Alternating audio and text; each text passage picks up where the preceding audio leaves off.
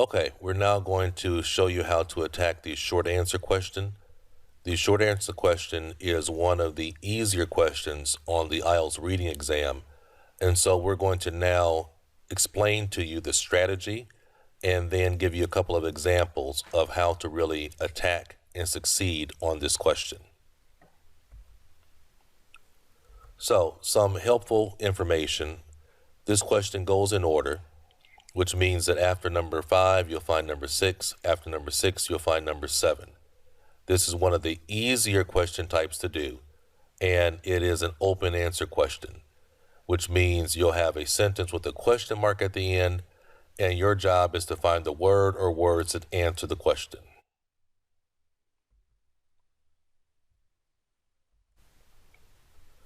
So, this question will require you to provide a 1 to 3 word answer. You have to understand the information that is required by the question. So you can look here on the right-hand side of the screen, and you'll see questions, right? Before Perkins' discovery, with what group in society was the color purple associated? What potential did Perkins immediately understand that his new dye had? Right? So you see they're asking you a question, and you have to provide an answer in no more than 2 words. Right? So very, very straightforward question. I know you can really succeed and increase your point score with this question. Now, as with almost all the questions, there is a scanning requirement. So you have to look at a question and decide the keywords, right? So clearly for this one, the whole passage is about this guy Perkin. So the name Perkin is not going to be a keyword here. But what is this question asking about? There's some good keywords here: discovery, group in society, and color purple. Those would be the keywords that I would highlight or underline in this question, right? For number 9, potential, understand, and new dye. Those are the keywords that I would highlight, right? So you have to really be able to look at a question and decide on the keywords in the question. And those are the keywords that you're going to scan for, right? Those are the keywords that you're going to scan for. Number 10, what was the name of the person Perkin consulted before setting up his own dye works, right? Keywords here: name of a person, okay? And the words dye works and consulted. Those will be my keywords that when I'm scanning, I will look for those keywords. I will scan the passage for those keywords. Now this question goes in order, which means, see, most likely for me, I'm going to start with question number 11, because I know that another name of a person is going to be there, and names are really easy to find, right? And the word dye works is very, very specific. There's most likely not going to be a synonym for dye works. So when I'm looking at this, I'm going to probably start with number 11, right? And then I would know 12 and 13 are below, 10, 9, and 8 are above that. So you have to really recognize synonym language when you're doing this kind of question, because very often the words or language that they use in the questions in the passage might be different. So as I told you, this is a short or open answer question. So in terms of strategy, you have to make sure that you first examine all the questions, identify the keywords, start with the easiest question first, scan for the passage match, and then apply the question strategy. That's what we're doing here. That's what you need to do every single time when it comes to question strategy for the short answer or open answer question. So let's look at this here. Right here, what I've done is I have, you have the questions and you have the language from the passage that applies to the question, right? And again, if you want to review, you can see the strategy right there on the right-hand side, right? If you just want to review the strategy again, I'm always putting it there on the right side for you to take a look at. For what period of time has hearing loss in school children been studied in New Zealand? Right. So if I'm scanning, I'm going to look for a sentence that has talks about school children, hearing loss, and some type of time period. Right. So when I look at this question, I can see that this is the sentence that I should be looking for, the sentence I should have found, because I see hearing loss, I see New Zealand, I see children, and I see my time period, which is the answer, 2 decades. In addition to machinery loss, what other type of noise can upset children? So this one was easy. I just have to find machinery noise. And when we look at this sentence, we can see those experiencing these disorders often find sounds such as crowd noise and noise generated by machinery painful and distressing. So my answer my answer is going to be crowd noise.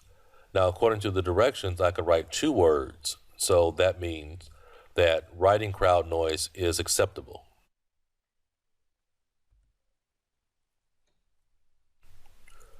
Okay, let's look at another one. Who reported the same story of European diseases among the indigenes from the American interior? The missionaries and the traders who ventured into the American interior told the same appalling story, right? So the answer that I would write is missionary and traders, because it says I can write no more than 3 words.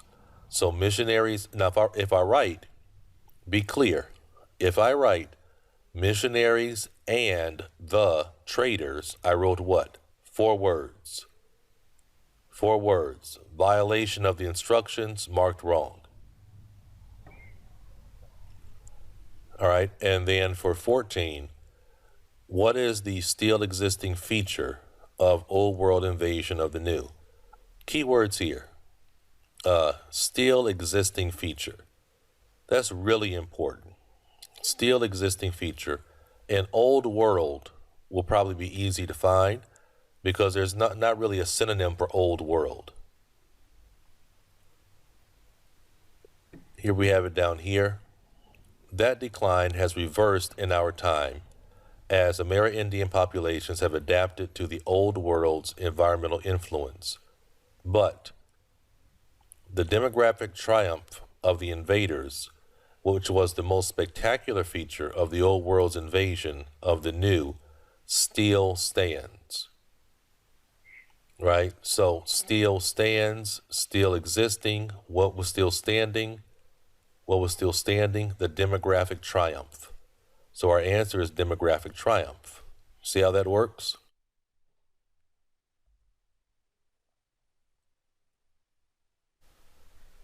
All right, and here's one more.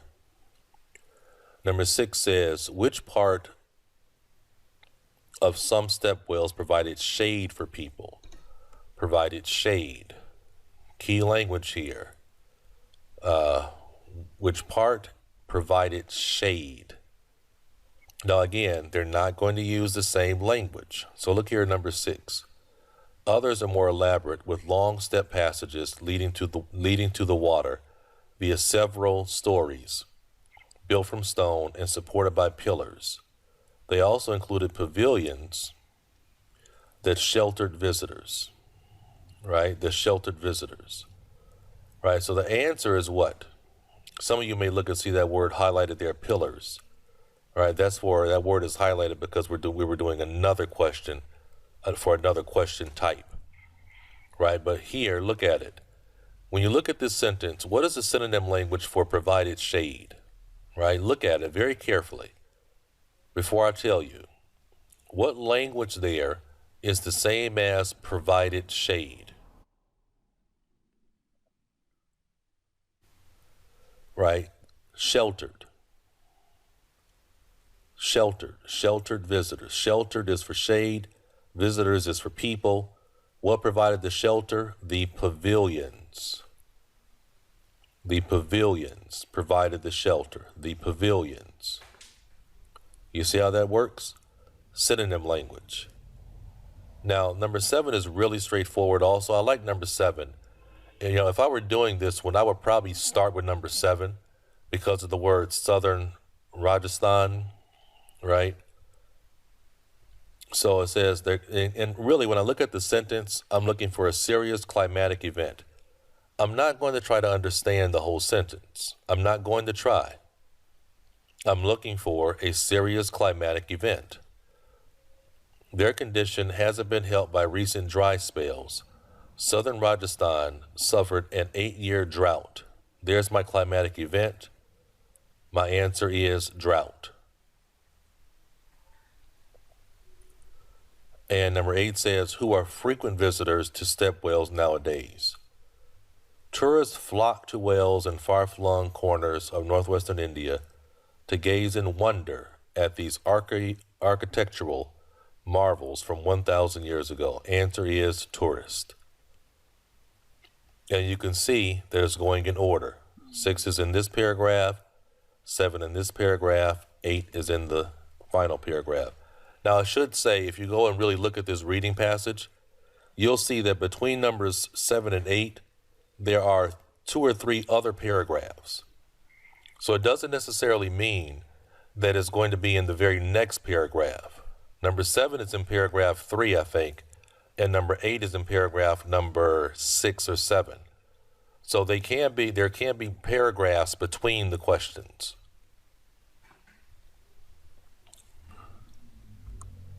Okay, so coming up next in the upcoming lectures, I'm going to be using real reading passages to show you full passage application, right? How to really scan through a real passage and how to do answer application through a real passage.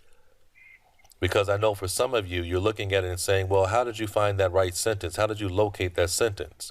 In the upcoming lectures, I'm going to be using real passages to show you how to scan, how to pull out the keywords, how to scan, and how to apply the strategy to a full passage. Okay? So take care, and I look forward to talking to you soon.